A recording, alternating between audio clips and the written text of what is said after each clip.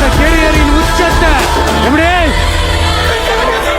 என்னோட கெரியரின் உச்சத்தை உதறிட்டு. அனைவருமே இந்த வீடியோ ஒன்று பார்த்து வந்திருப்பீங்க. அது என்ன சொல்றாரு, நான் என்னோட கெரியரின் உச்சத்தை விட்டுட்டு வந்துட்டேன்.